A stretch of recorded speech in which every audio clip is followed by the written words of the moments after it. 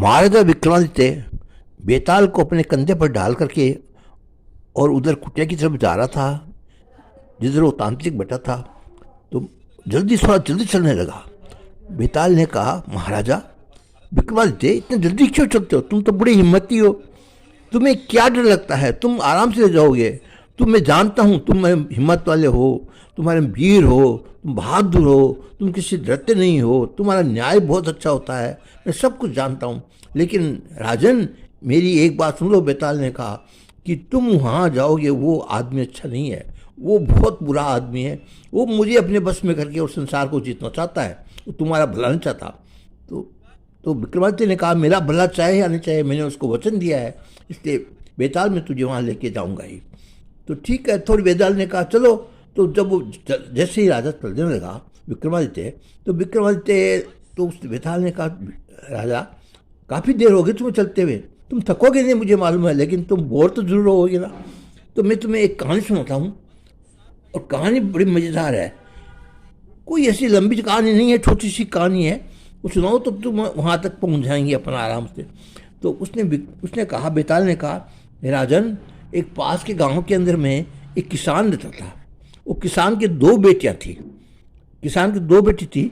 तो किसान एक दिन सोचा चलो बेटियों से मिल के आए। तो अपने बेटियों के अपने ससुराल में वहाँ पर गया उनसे मिलने के लिए। तो पहली बेटी के घर गया, उस बेटी से मिला कि बेटी सब ठीक है ना?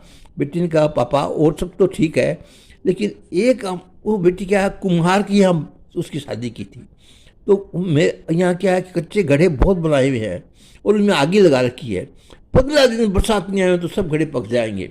यदि 15 दिन में यदि बरसात आ गई तो हमारे सब घड़ों की हमारे माटी हो जाएगी, मेरे पापा बहुत नुकसान हो जाएगा। तो भगवान से प्रार्थना करो कि ऐसी बरसात नहीं आवे। बेताल ने कहा कि इस तरह उसने अपने पापा को कहा। उसने कहा ठीक है। फिर उसके बाद वो दूसरी बेटी के पास गया। वो बेटी वहाँ किसान की वहाँ दी हुई थी।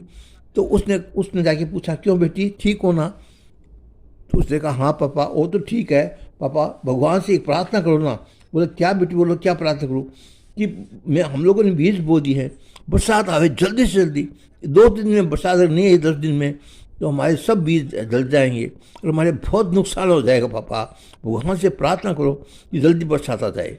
तो बेताल ने कहा, राजन एक बेटी कहती है भगवान से प्रार्थना करो 15 दिन बारिश नहीं आए, और दूसरी बेटी कहती है भगवान से प्रार्थना करो कि कल ही बारिश आ जाए। अब वो बेचारा किसान क्या करे? अब तुम बताओ राजन, वो क्या सोचे, क्या करे, किस तरह करेगा? राजन इस बार तुम फंस गए। आपकी बार तेरे पास इसका कोई जवाब नहीं मिलेगा, ये मैं जानता हूँ, इसका तो कोई जवाब हो ही नहीं सकता। किसान क्या कर सकता है, भगवान को क्या कहेगा?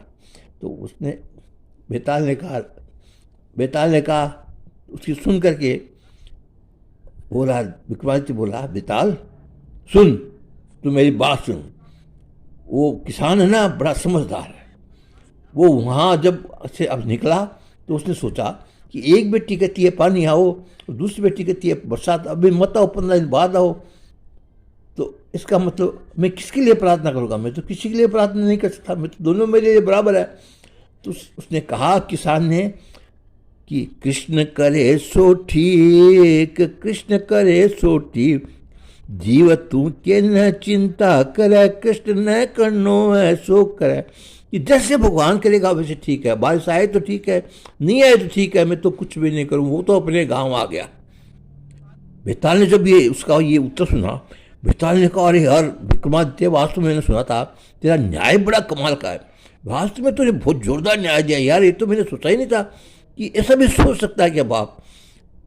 भाई बहुत अच्छा जवाब दिया भाई, मैं तुम्हारे जवाब से बड़ा प्रसन्न हूँ, बहुत खुश हूँ। लेकिन एक तूने गलती कर दी, मैंने तेरे को कहा था तू बोलना मत, तू बोला और मैं चला, और मैं उस वहाँ से उठ के जाने लग गया। और जाने लग गया, जैसे ही वो जाने लगा महाराजा विक्रमादित्य उस बेताल के पीछे में दौड़ा। बेताल जाके वो पेड़ के ऊपर में अपना उल्टा लटक गया घास, और वो बेताल के पीछे दौड़ा। और वो जब तक वो बेताल पे दौड़ रहा है, आप मेरे चैनल को सब्सक्राइब करिए, लाइक करिए और घंटी बजाइए। मैं आपको अगली कहानी सुनाऊंगा बेताल की और विक्रम की, उसके उस समय तक। और वो जाकर के उसने बेताल को फिर अपने कंधे पे लिया और उठा के और चलने के लिए तैयार हुआ।